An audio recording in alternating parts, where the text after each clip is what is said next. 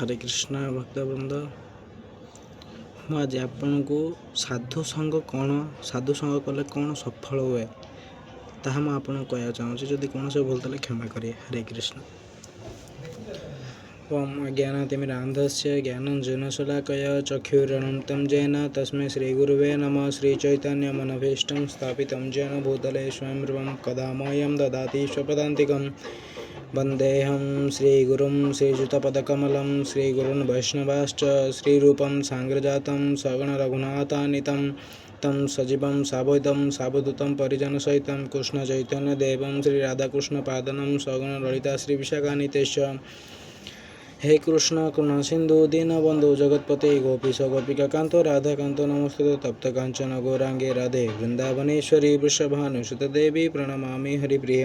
वाञ्छाकल्पतरुभ्यश्च कृपा सिन्धुभ्येव च पतितानां पावनेभ्यो वैष्णवेभ्यो नमो नमः। जय श्री कृष्ण चैतन्य प्रभु नित्यानंद श्री अद्वैत गदाधर शिवसादि गौर भक्तवृंद। हरे कृष्ण कृष्ण कृष्ण हरे हरे हरे राम राम राम हरे हरे हरे कृष्ण कृष्ण कृष्ण हरे हरे राम राम राम हरे हरे। हरे कृष्ण भक्तवृंद आज आम जाना चाहिए कि साधु संग कौन साधु संग अत्यंत आवश्यक कहीं साधु संग कले कौन सफल हुए आम जीवन साधु संग कौन आवश्यक ताहा मैं आपको आज शिक्षा देवी। साधु होचंदी सेमाने जी भगवान को सबू समर्पण करी भगवान को नाम धरी भगवान को गुणगान करी भगवान को नाम प्रचार प्रसार करी निजर जीवन को समर्पित कर दे था से माने ही साधु अटे। एवं आम जीवन रे भौतिक जीवन रे आम जीवन को शुद्ध करिया हेले आम हृदय को मन को शुद्ध करिया गले आमको साधु संग करिया दरकार अत्यंत साधु संग करिया दरकार।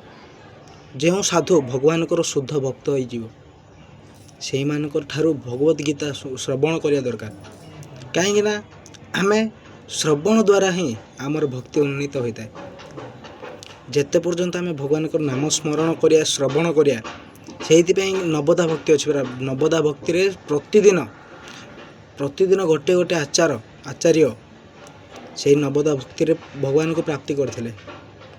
कई श्रवण करी कई कीर्तन करी कई पाद सेवन करी कई अर्चन करी कई वंदना करी केते जन 9टी आचार्य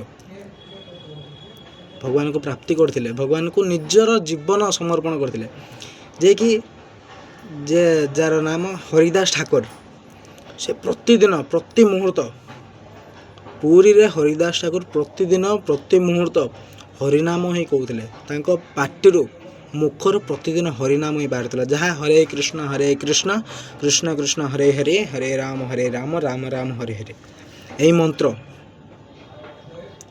मंत्र ही बाहर पार्टी मुखर जहाँ को आम पढ़ा आज साधु संग कले कौन हुए।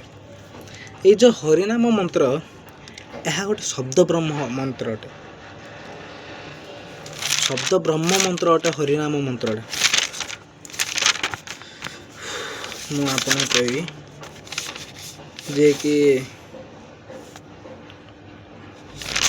आमर श्री चैतन्य महाप्रभु तांकर निजर से मध्य गोटे से स्वयं कृष्ण जहाँ कहुई भगवद गीतार जहाँ कहुई चैतन्य महाप्रभु गोटे कृष्ण स्वरूप अटंती कृष्ण भक्त हिसाब से आसी से यही जो भौतिक जगत में 500 वर्ष पूर्वे से नवद्वीप धाम जार नाम भी मायापुर अच्छी से धाम से जन्मित होई से भगवान को नाम प्रचार प्रसार करते भगवान को नाम प्रचार प्रसार करते से केते सहयोग करते केते कष्ट दुख सहयोग करते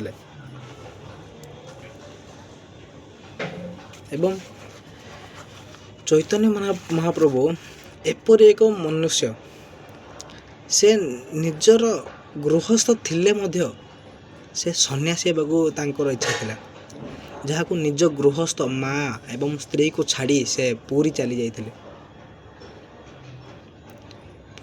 जाइथिले सन्यासी है दीक्षा ग्रहण करी केशव भारती ठारू दीक्षा ग्रहण करी से चली जाइथिले पूरी यही चैतन्य महाप्रभु कहानी थिले एवं तांको गुरु थिले ईश्वरपुरी। से ईश्वरपुरी ठारू ही से से तांको शिक्षा गुरु बोली भाविथिले एवं केशव भारती को दीक्षा गुरु बोली भाविथिले। जहाँ मैं आप आज कहबी आमर साधु संग कौन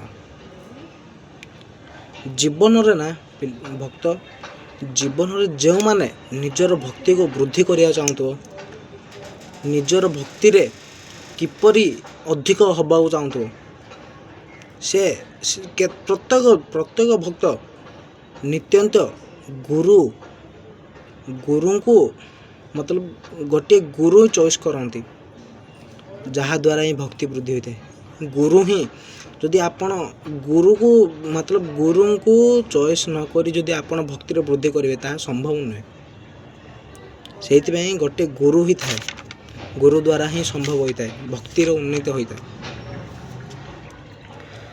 भगवान को जानिया को हेले आमे भगवान को नाम रूप को जानिया पड़ो। यह ही शास्त्र कहुई भगवान को जानिया को हेले भगवान को नाम रूप जानिया पड़ो। से कहुई परा भगवद गीतार कहुई नाम चिंतामणि कृष्ण चैतन्य रस विग्रह नित्य मत शुद्ध अभिन्नता नाम नामी नाम। जार अर्थ है नाम चिंतामणि कृष्ण भगवान को नाम चिंतामणि कृष्ण अटे जहाँकि रस विग्रह अटे से जहाँ आमर ब्रह्म संहितार कहुई ईश्वर परम सच्चिदानंद विग्रह।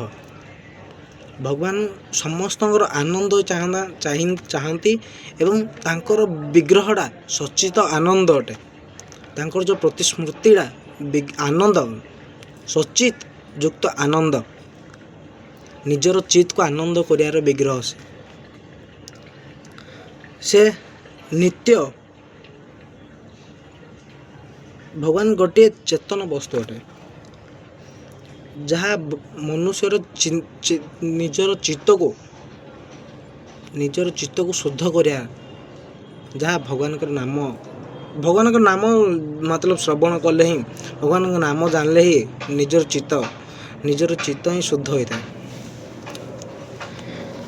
यह भगवान व आम मध्य पार्थक्य कहीं भगवान गोटे सच्चिदानंद विग्रह अटंती एवं आम मनुष्य साधारण मनुष्य अटू जहाँ आमे जन्म है पूर्वर आमे क्रंदन कर जन्म होता जिते आमे माँ को गर्भरे थाओ माँ को गर्भर जो आमे जात हो से आम आखि आमे क्रंदन कर जदि आम क्रंदन न करें माँ बापा जे मैंने जो पाखे था से मैंने क्रंदन कर दिखते। भगवान जो जन्म होता से जिते वासुदेव वो देवकी कृष्ण सॉरी कंसंक कारागार थिले सेतेबेले भगवान जो जन्म हेले से भगवान चतुर विग्रह मतलब चारोटी विग्रह देखाई से उद्भव हुई से वासुदेव को कहले मु जानी कंस मु जन्म होबार कथा शुणिला परे मते मृत्यु करदो आपण ताहले शीघ्र जातु मते नंद बाबा और जशोदा गृह रे मत रखी दिंतु एवं तांकर गोटे नवजात शिशु थिले गोटे नवजात कन्या थिले से दिन ही जन्म होते जहाँ कि आमे देवी रूपे जो काली भद्रकाली अंबिका जहाँ नाम से जगमाय भगवान कर शक्ति अटंती जहाँ मु उत्पन्न एकादशी कहते उत्पन्न हो मोर नामक राक्षस को मृत्युवरण करते बेक खंडन करते से कि भगवान कर शक्ति से कन्या ही अटे। सेतेबेले भगवान जान मतलब भगवान प्रत्येक हृदय रे परमात्मा रूपे भगवान अछंती प्रत्येक मनर कथा जानती। मु कही आपण गुरु एवं भगवान आपण जहाँ भावते ताहा जानी दियंती। भगवान जानी कि कंस मो जन्म होबार कथा शुणला परे से मत मारिदेव से नित्यानंद वासुदेव को कहले वासुदेव शीघ्र जाई वासुदेव खुशी होते କୃଷ୍ଣ ଜନ୍ମ ହେଲା ପରେ ବାସୁଦେବ ଖୁସି ହେଇଥିଲେ, କିନ୍ତୁ ମାତା ଦେବକୀ ଦୁଃଖିତ ଥିଲେ। କାହିଁକି? ମାତା ଦେବକୀ ମଧ୍ୟ ଜାଣିଛନ୍ତି କି ମୋ ପୁଅ ଜନ୍ମ ହେବାର କଥା ଶୁଣି, ଯେପରି ଭଗବାନ ତ ଅଷ୍ଟମ ଗର୍ଭରେ ଭଗବାନ ଜନ୍ମ ହୋଇଥିଲେ। କାହିଁକି? କଂସକୁ ବ୍ରହ୍ମା ପୂର୍ବରୁ ହିଁ କହିଥିଲେ କି ଭଗବାନ ଅଷ୍ଟମ ଜାତରେ ଜନ୍ମ ହେବେ ଏବଂ ଆପଣଙ୍କୁ ବଧ କରିବେ। ସେ ପ୍ରତ୍ୟେକ ଶିଶୁକୁ ପ୍ରଥମେ କିଛି କଲେ ନାହିଁ। ତାପରେ ସେ ଭାବିଲେ କି ଇଏ ହିଁ କୃଷ୍ଣ ହେଇଥିବ, ଏହା କହି ଭାବି ସେ ସାତଟି ଶିଶୁକୁ ମୃତ୍ୟୁ କରିଦେଇଥିଲେ, ମାରି ଦେଇଥିଲେ।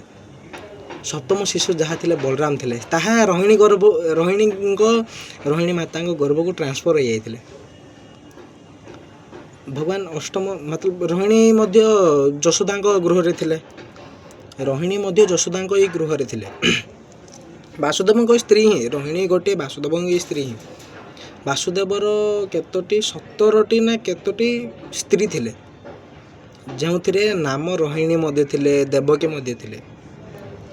ଯେତେବେଳେ ଦେବକୀଙ୍କୁ ବିବାହ କରିଥିଲେ, ସେତେବେଳେ କଂସ ରାଜି ନଥିଲେ ଏବଂ ସେ ନିଜର ସାରଥି ରୂପରେ ବାସୁଦେବ ଓ ଦେବକୀଙ୍କୁ ଆଣିଥିଲେ ଏବଂ ମଝି ରାସ୍ତାରେ ହିଁ ଦେବକୀଙ୍କୁ ତାଙ୍କ କେଶକୁ ଧରି ତାଙ୍କୁ ମୃତ୍ୟୁ କରିବାକୁ ମାରିବାକୁ ଯାଉଥିଲେ। ବାସୁଦେବ ତାଙ୍କୁ ତାଙ୍କ ଶାଳକ ହିସାବରେ, ବାସୁଦେବ ଏବଂ କଂସ ଜ୍ୱାଇଁଶଳା, ଆମ ଭାଷାରେ ଜ୍ୱାଇଁଶଳା ହେବେ, ସେ ଶାଳକ କହି ସେ ବୁଝାଇଲେ, କେତେ କଥା ବୁଝାଇଲେ।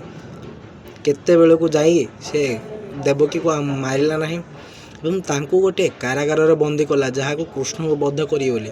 କି ସେ ଜାଣିଥିଲା ଅଷ୍ଟମଜାତ ଗର୍ଭରେ କୃଷ୍ଣ ଜନ୍ମ ହେବେ, କୃଷ୍ଣ ମୋତେ ମାରିବେ, ବଧ କରିବେ ବୋଲି ସେ ମଧ୍ୟ ଜାଣିଥିଲା।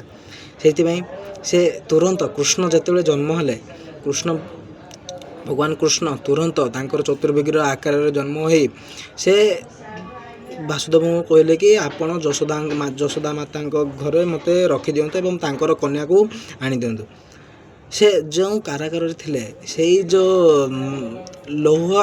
ଲୌହ କାରାଗାର ଥିଲା, ସେଇ ଲୌହ କାରାଗାର ଯେତେବେଳେ ବାସୁଦେବ ଯାଉଥିଲେ, ସେତେବେଳେ ସେଇ ଲୌହ କାରାଗାର ଯେଉଁ ବନ୍ଦୀ ଘର ଥିଲେ, ତାହା ଭାଙ୍ଗିଗଲା।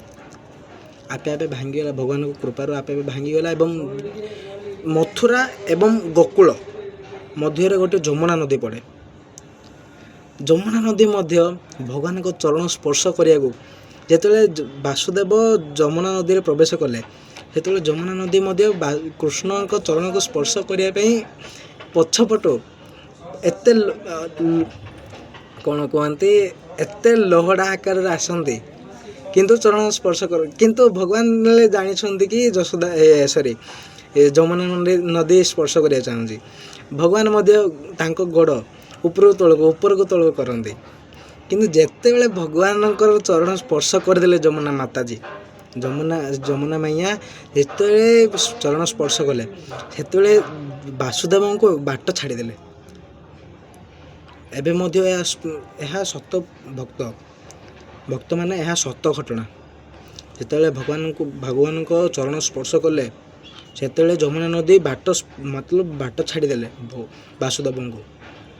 ଏବଂ ଯେଉଁ ଆକାରରେ ସେତେବେଳେ ବର୍ଷା ହେଉଥିଲା, ଯେତେବେଳେ ବାସୁଦେବ ଯଶୋଦା ମାତାଙ୍କ ଘରକୁ କୃଷ୍ଣଙ୍କୁ ନେଉଥିଲେ, ସେତେବେଳେ ବର୍ଷା ହେଉଥିଲା, ସେତେବେଳେ ସପ୍ତଫେଣା ଗୋଟିଏ ନାଗ ଭଗବାନଙ୍କର ଉପରେ ପାଣି ନ ପଡ଼ିବା ପାଇଁ ସେ ନିଜର ଫେଣାକୁ ଆବୃତ କରି ଭଗବାନଙ୍କୁ ବଞ୍ଚାଇଥିଲେ, ଭଗବାନଙ୍କୁ ଉପରେ ଜଳ ନ ଛିଞ୍ଚାଣ କରିବା ପାଇଁ ସେ ସପ୍ତଫେଣା ଆକାରରେ ଆସି ବଞ୍ଚାଇଥିଲେ। ଯାହାକୁ ଆମେ ନାଗର ଅର୍ଥ ଆମେ ଯାହା ଭାବୁଛେ ଏଇ ଭୌତିକ ଜୀବନରେ ବଳରାମ ସ୍ୱରୂପ ଭାବୁଛନ୍ତି। ଏବଂ ଭଗବାନ ଯେତେବେଳେ ଗଲେ, ସେଇଠାରୁ କନ୍ୟାଟି ଆଣିଲେ, ସେତେବେଳେ କନ୍ୟାକୁ ଆଣିଲା ପରେ ବାସୁଦେବ ଯେତେବେଳେ କଂସ ଜାଣିଲେ କି ଦେବକୀଙ୍କର ଅଷ୍ଟମଜାତ ଗର୍ଭ ଜନ୍ମ ହୋଇଗଲେ, ସେତେବେଳେ କଂସ ତୁରନ୍ତ ଆସି ଦେଖିଲେ ଦେଖିଲେ ଯେ ସେ ଗୋଟେ କନ୍ୟା ଥିଲା। କନ୍ୟା ମଧ୍ୟ ତୁରନ୍ତ ସେ ବିଗ୍ରହ ଉନ୍ମିତ ହୋଇ ସେ ମଧ୍ୟ କହିଲେ କି ଆପଣ ଯାହାକୁ ବଧ କରିବାକୁ ଚାହୁଁଛ ସେ ଜନ୍ମ ହୋଇସାରିଛି ଅନ୍ୟ କୋଳରେ ଜନ୍ମ ହେଇଛି ଏବଂ ଆପଣଙ୍କୁ ବଧ କରିବେ ବୋଲି କହିଲେ। କହିଲା ପରେ ସେ ମଧ୍ୟ ପୁରା ଭୀତତ୍ରସ୍ତ ହେଇଗଲା। ଭୀତତ୍ରସ୍ତ ହୋଇ ମତଲବ ଯେଉଁ ଦିନ ପର୍ଯ୍ୟନ୍ତ ସେ କୃଷ୍ଣଙ୍କୁ ପାଇନାହିଁ ସେହି ଦିନ ପର୍ଯ୍ୟନ୍ତ ପ୍ରତି ମୁହୂର୍ତ୍ତରେ କୃଷ୍ଣଙ୍କୁ ହିଁ ତାଙ୍କ ଚେତନାରେ କୃଷ୍ଣ ହିଁ ଦେଖାଗଲା, କିନ୍ତୁ ଶତ୍ରୁ ଆକାରରେ, ଅନୁକୂଳ ପରିସ୍ଥିତିରେ ଦେଖେ। ଭଗବାନଙ୍କୁ ଚାହିଁବା, ଆମେ ଭଗବାନଙ୍କୁ ସ୍ମରଣ କରିବା ପ୍ରତିକୂଳ ଆକାରରେ ସ୍ମରଣ କରିଲେ ହେବ। ସେ ସ୍ମରଣ କରୁଥିଲା ସତ, ପ୍ରତି ମୁହୂର୍ତ୍ତରେ ଆମେ ଏତେ ଭକ୍ତ ହେଲେ ମଧ୍ୟ ଆମେ ସ୍ମରଣ କରିପାରିବା ନାହିଁ। କଂସଙ୍କ ପ୍ରତି ମୁହୂର୍ତ୍ତରେ ଭଗବାନ ହିଁ ଦେଖାଗଲେ, ଚତୁଃପାର୍ଶ୍ୱରେ ଭଗବାନ ଦେଖାଗଲେ, କିନ୍ତୁ ଶତ୍ରୁ ଆକାରରେ, କଂସ ବଧ କରିବା ଆକାରରେ ସେ ଭାବିଲେ। ସେ ଭୀତତ୍ରସ୍ତ, ଅତ୍ୟନ୍ତ ଭୀତତ୍ରସ୍ତ ହୋଇଗଲେ। ସେ ଅକ୍ରୂରକୁ ଯେତେବେଳେ ଭଗବାନ ବୃନ୍ଦାବନରେ ଥିଲେ ସେ ଅକ୍ରୂରକୁ ପଠେଇଲେ, ମଥୁରାରୁ ଅକ୍ରୂରକୁ ପଠେଇଲେ କି ଭଗବାନଙ୍କୁ ଆଣନ୍ତୁ, କୃଷ୍ଣଙ୍କୁ ଆଣନ୍ତୁ, ମୋ ପାଖକୁ ଆଣନ୍ତୁ ବୋଲି କହିଲେ, ତାଙ୍କୁ ଆଦେଶ ଦେଇ ପଠାଇଲେ। ସେତେବେଳେ ଅକ୍ରୂର ଗୋଟେ ଭଗବାନଙ୍କର ହିଁ ଭକ୍ତ ବୋଲି ମନେ କରେ, ଭଗବାନ ହିଁ ଭକ୍ତ ଅଟେ ଅକ୍ରୂର। ସେତେବେଳେ ଅକ୍ରୂର ମଧ୍ୟ ଗଲେ ଭଗବାନଙ୍କୁ କଂସଙ୍କର ସବୁ ବର୍ଣ୍ଣନା କରି କହିଲେ, କଂସ ମୋତେ ପଠାଇଛନ୍ତି ଆପଣଙ୍କୁ ବନ୍ଦୀ କରିବା ପାଇଁ। ସେତେବେଳେ ତୁରନ୍ତ ବଳରାମ ଓ କୃଷ୍ଣ ଭଗବାନ ଯାଇଥିଲେ ମଥୁରା ଗଲେ। ଯେତେବେଳେ ସେମାନେ ମଥୁରା ଗଲେ ସେତେବେଳେ ଗୋପୀମାନେ ତାଙ୍କର ମନ ବିସ୍ମୃତ ହୋଇଗଲା, ଦୁଃଖିତ ହୋଇଗଲେ। କାହିଁକି? ସେମାନେ ମଧ୍ୟ ଭାବିଲେ କି ଗୋପୀମାନେ ଭଗବାନଙ୍କର ଏତେ ପ୍ରୀତ ଥିଲେ, ଯାହାକି ଏବେ ଏଇ ମାର୍ଗଶିର ମାସରେ କୃଷ୍ଣଙ୍କୁ ପତି ରୂପେ ପାଇବା ପାଇଁ ସେମାନେ କାତ୍ୟାୟନୀ ଦେବୀଙ୍କୁ ପୂଜା କରିଥିଲେ। କାତ୍ୟାୟନୀ ଦେବୀ କିଏ? ଆମର ଦେବୀ କାଳୀ ସ୍ୱରୂପ। କାତ୍ୟାୟନୀ ଦେବୀରେ ସକାଳୁ ଉଠି ଯମୁନା ନଦୀରେ ସ୍ନାନ କରି, ଏତେ ପାଣି ଥଣ୍ଡା ଥିଲା, ସ୍ନାନ କରି ଭଗବାନଙ୍କୁ ପୂଜା କରିଥିଲେ, କାତ୍ୟାୟନୀ ଦେବୀଙ୍କୁ ପୂଜା କରିଥିଲେ କି ଶ୍ରୀକୃଷ୍ଣ ମୋତେ ପତି ରୂପେ ପାଇବେ। ସେ ଗୋପୀମାନେ ଏହା ପାଇଥିଲେ, କୃଷ୍ଣଙ୍କୁ ପତି ରୂପେ ପାଇବା ପାଇଁ କାତ୍ୟାୟନୀ ଦେବୀଙ୍କୁ ପୂଜା କରିଥିଲେ। କିନ୍ତୁ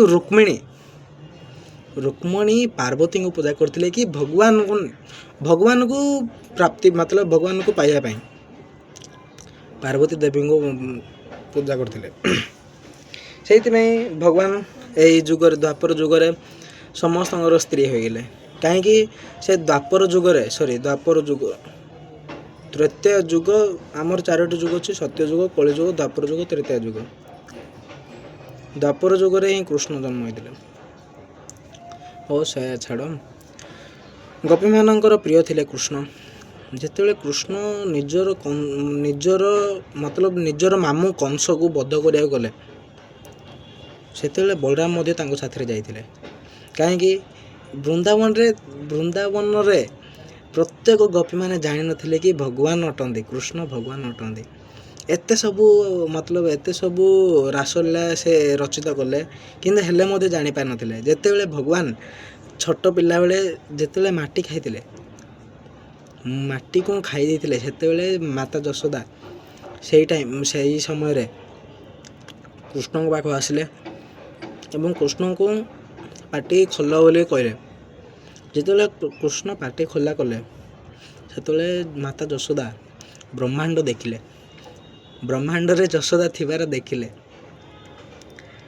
କିନ୍ତୁ ଯଶୋଦା ଜାଣିଥିଲେ, ସେଇ ସମୟରେ ଯଶୋଦା ଜାଣିଥିଲେ କି ଭଗବାନ ଅଟନ୍ତି, କିନ୍ତୁ ଭଗବାନଙ୍କର ଏପରି ଯୋଗମାୟା ଶକ୍ତି ତାଙ୍କୁ ବିସ୍ମୟ କରିଦେଲା। ଭଗବାନ ଗୋଟିଏ ପରମ ପୁରୁଷ ଅଟନ୍ତି, ଭଗବାନ ଯାହା ଚାହାନ୍ତି ତାହା କରିପାରନ୍ତି। ସେଇଥିପାଇଁ କହୁଛନ୍ତି ପରା, ପରମ ପୁରୁଷ ଭଗବାନ ଶ୍ରୀକୃଷ୍ଣ ଅଟନ୍ତି, ସବୁ ଦେବତାମାନଙ୍କର ମାଲିକ ଅଟନ୍ତି କୃଷ୍ଣ। କୃଷ୍ଣ ଯାହା ଚାହିଁବେ ତାହା କରନ୍ତି, ଯେଉଁ ମୁହୂର୍ତ୍ତରେ ଜନ୍ମ ହେବେ ସେହି ମୁହୂର୍ତ୍ତରେ ହୁଅନ୍ତି। କିନ୍ତୁ ଆମେ କ'ଣ, ମାଆଙ୍କ ପେଟରୁ ହିଁ ମାଆଙ୍କ ଗର୍ଭରୁ ହିଁ ଆମେ ଜନ୍ମ ହେବା। କିନ୍ତୁ ଭଗବାନ ଯେଉଁ ସ୍ଥାନରୁ, ସେଇଥିପାଇଁ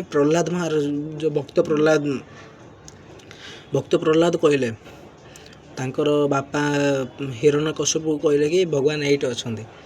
ହିରଣ୍ୟକଶ୍ୟପ ଆସିଲେ କିନ୍ତୁ ହିରଣ୍ୟକଶ୍ୟପ ଏତେ ଭକ୍ତ ପ୍ରହ୍ଲାଦ ଏତେ ମନରେ ଏତେ ସ୍ମରଣ କରିଥିଲେ ଭଗବାନଙ୍କୁ, ଏତେ ସ୍ମରଣ କରିଥିଲେ ଯେଉଁଠାରେ ଦେଖିଲେ ଭଗବାନ ହିଁ ପ୍ରାପ୍ତି ହୁଅନ୍ତି। ହିରଣ୍ୟକଶ୍ୟପ କିନ୍ତୁ ଚାହିଁନଥିଲେ କି ହିରଣ୍ୟକଶ୍ୟପ ଗୋଟିଏ ରାକ୍ଷସ ଥିଲେ। ଭକ୍ତ ପ୍ରହ୍ଲାଦ ରାକ୍ଷସ କୋଳରେ ଜନ୍ମ ହୋଇ ମଧ୍ୟ ଭଗବାନଙ୍କୁ ସ୍ମରଣ କରି ତାଙ୍କର ସେଇ ମତଲବ ତାଙ୍କ ରାକ୍ଷସ କୂଳରେ କେତେ ଜଣଙ୍କୁ ଭକ୍ତ କରିଦେଇଥିଲେ ଭଗବାନଙ୍କର ନାମ ସ୍ମରଣ କରି ଭଗବାନଙ୍କର ନାମ ପ୍ରଚାର କରି। ହିରଣ୍ୟକଶ୍ୟପ ଭଗବାନଙ୍କୁ ମାରିବାକୁ ଚାହିଁଲେ, କେତେ ଚେଷ୍ଟା କଲେ, କେତେ ପ୍ରୟାସ କଲେ, କିନ୍ତୁ ବିଫଳ। সেই ପ୍ରୟାସର ଫଳ ବିଫଳ ହେଲା। କିନ୍ତୁ ଆମେ ଏହା ଜାଣିବାକୁ ହେବ କି ଭଗବାନଙ୍କର ନାମ ଯେଉଁଠି ଅଛି ସେଇଠାରେ ବିଜୟ ଅଛି। ଯେଉଁଠାରେ ଭଗବାନଙ୍କର ନାମ ଥାଏ, ଯେଉଁଠାରେ ଭଗବାନଙ୍କ ସ୍ମୃତି ଥାଏ, ଯେଉଁଠାରେ ଭଗବାନଙ୍କ ବିଗ୍ରହ ଥାଏ, ସେଠାରେ ବିଜୟ ହିଁ ପ୍ରାପ୍ତ ହୋଇଥାଏ। ସେଇଥିପାଇଁ ମହାଭାରତ ଯୁଦ୍ଧରେ ସ୍ୱୟଂ ସମସ୍ତେ ଜାଣିଲେ କି ଭଗବାନ ଶ୍ରୀକୃଷ୍ଣ ପରମ ପୁରୁଷ ଅଟନ୍ତି, କିନ୍ତୁ କେହି ବିଶ୍ୱାସ କଲେ ନାହିଁ। ଭଗବାନ ଏତେ ରଚିତ କଲେ କିନ୍ତୁ କେହି ବିଶ୍ୱାସ କରୁନାହାନ୍ତି। କିନ୍ତୁ ଅର୍ଜୁନ ତାଙ୍କ ସଖା ଭଗବାନଙ୍କର ପ୍ରତି କଥା ମତଲବ ତାଙ୍କ ମୁଖରୁ ଯାହା ବାହାରେ ସେ ଆଦେଶ ରୂପେ ପାଳନ କରୁଥିଲେ। କିନ୍ତୁ ଅର୍ଜୁନ ଚାହିଁନାହାନ୍ତି କି ମୋର ପରିବାରକୁ ମୁଁ ଧ୍ୱଂସ କରି, କାହିଁକି ଯେଉଁ ମହାଭାରତ ହୋଇଥିଲା ପରିବାର ମଧ୍ୟରେ ଯୁଦ୍ଧ ହୋଇଥିଲା, ଯାହା ପିତାମହ ଭୀଷ୍ମ ଭଗବାନଙ୍କୁ କହିଲେ ପିତାମହ ଭୀଷ୍ମ ଅର୍ଜୁନଙ୍କ ଗୋଟିଏ ମତଲବ ସମ୍ପର୍କ ହୋଇଥିଲା। ପିତାମହ ଭୀଷ୍ମ ଗୁରୁ ଦ୍ରୋଣାଚାର୍ଯ୍ୟ ଏବଂ ଯେଉଁ କୌରବ ଯିଏ ଦୁର୍ଯ୍ୟୋଧନ, ଦୁଶାସନ, ଏମାନେ ଅର୍ଜୁନଙ୍କର ଭ୍ରାତା ହିଁ ଥିଲେ। କିନ୍ତୁ ଏମାନେ ଅଧର୍ମ ପଛରେ ଥିଲେ, ପଞ୍ଚୁପାଣ୍ଡବ ଧର୍ମ ପଛରେ ଥିଲେ ଏବଂ ଭଗବାନଙ୍କୁ ସାକ୍ଷୀ ମାନିକରି ସବୁ କାର୍ଯ୍ୟ କରୁଥିଲେ। ଯେଉଁ ଭକ୍ତ ଭଗବାନଙ୍କୁ ସାକ୍ଷୀ ମାନିକରି ଭଗବାନ ଯାହା କରନ୍ତି ଭଗବାନ ହିଁ ବୋଲି ଭାବି ଯେଉଁ ଭକ୍ତ ଚାଲେ, ସେମାନଙ୍କର ମନରେ କେବେ ଦୁଃଖ ଆସେ ନାହିଁ, ଅତ୍ୟନ୍ତ ଖୁସି ଥାଏ। କାହିଁକି ଭଗବାନଙ୍କୁ ପ୍ରାପ୍ତି କରିବା ଯାହା ଯେତେ ଦୁଃଖରେ ଯଦି ଭଗବାନଙ୍କୁ ସ୍ମରଣ କରିବା ଆମ ମନ ଖୁସି ହୋଇଯାଏ। ମୋର ମନରେ ସେମିତି ହେଇଛି। ମୁଁ ନିଜ ସ୍ୱୟଂ କଥା ମୁଁ କହୁଛି, ମୋର ବୃଦ୍ଧିରେ ମଧ୍ୟ ସେମିତି ହେଇଛି। ମୁଁ ଯେତେବେଳେ ଦୁଃଖ ଥିବି ସେତେବେଳେ ଭଗବାନଙ୍କୁ ସ୍ମରଣ କରିଥାଏ। ଭଗବାନଙ୍କୁ ସ୍ମରଣ କରି ଆହୁରି କାନ୍ଦିଥାଏ।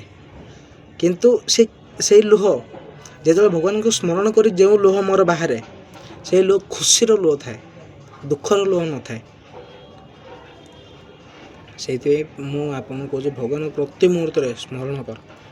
ଭଗବାନ ହିଁ ଆପଣଙ୍କ ସ୍ରଷ୍ଟା, ଭଗବାନ ହିଁ ଆପଣଙ୍କ ସ୍ରଷ୍ଟା, ଭଗବାନ ହିଁ ଜନ୍ମ କରିଛନ୍ତି।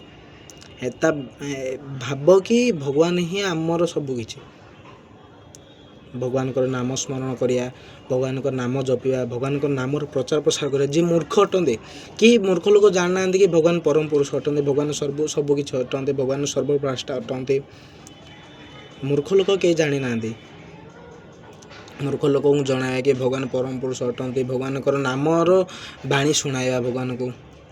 ଏବଂ ଆମର ନିଜ ମନ ଶୁଦ୍ଧ କେମିତି କରିବା, ନିଜର ମନ ଯଦି ବିଶୁଦ୍ଧ ଥାଏ ସେତେବେଳେ ଶୁଦ୍ଧ କରିବା ହେଉଛି ଗୋଟିଏ ଗୁରୁର ବାଣୀ ଶୁଣିବା। ଯେଉଁମାନେ ଭଗବାନଙ୍କ ନାମରେ ତାଙ୍କର ଚରଣରେ ନିଜକୁ ସମର୍ପଣ କରିଦେଇଥାନ୍ତି, ସେମାନଙ୍କ ପାଖରେ ଯାଇ ସାଧୁସଙ୍ଗ କରିବା, ତାହେଲେ ଆମର ମନ ଶୁଦ୍ଧ ହୋଇପାରେ। ମୁଁ ଏତିକି କହି ମୁଁ କ୍ଲାସ୍କୁ ବିରାମ ଦେଉଛି। ହରେ କୃଷ୍ଣ। जय श्री कृष्ण चैतन्य प्रभु नित्यानंद श्री अद्वैत गदाधर शिवसादि गौर भक्तवृंद। हरे कृष्ण कृष्ण कृष्ण हरे हरे, हरे राम राम हरे हरे। जदि कौन से भूल कहते मत क्षमा करें। हरे कृष्ण। जदि कहार कौन से प्रश्न थे मत कमेंट बॉक्स रे जणाइबे। हरे कृष्ण।